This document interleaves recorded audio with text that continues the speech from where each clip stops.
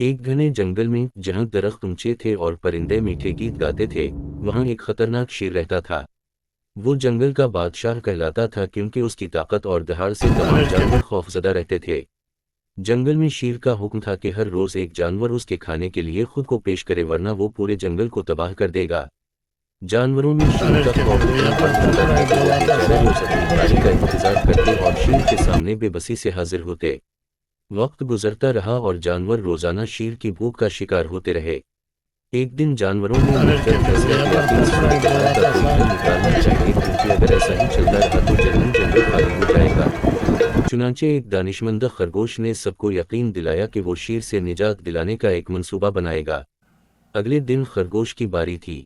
وہ جان بوجھ کر دیر سے شیر کے پاس پہنچا۔ شیر غصے میں دہاڑتا ہوا بولا، تم اتنی دیر سے کیوں آئے ہو؟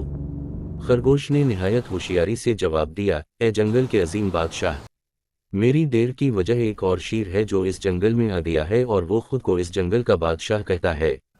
اس نے مجھے روک لیا تھا اور کہنے لگا کہ میں ہی اس جنگل کا اصلی بادشاہ ہوں۔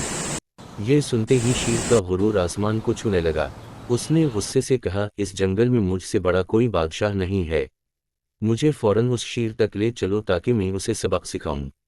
خرگوش چالاکی سے شیر کو ایک گہرے کنویں کے پاس لے آیا اور کہا، اے عظیم شیر، وہ دشمن اس کنویں کے اندر چھپا ہوا ہے۔ شیر نے بغیر سوچے سمجھے کنویں میں جھانکا۔ جیسے ہی اس نے پانی میں اپنی عکس دیکھا، اس نے سمجھا کہ یہ دوسرا شیر ہے۔ وہ فوراً زور سے دہاڑا تو اس کا عکس بھی دہاڑنے لگا۔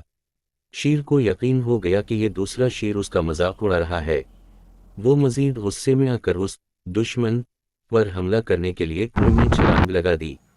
کنواں بہت گہرا تھا اور شیر اس میں گر کر ڈوب گیا۔ یوں جنگل کے جانوروں کو شیر کے ظلم سے ہمیشہ کے لیے نجات مل گئی۔ خرگوش کی دانشمندی اور ہوشیاری کی بدولت جنگل میں دوبارہ امن قائم ہو گیا۔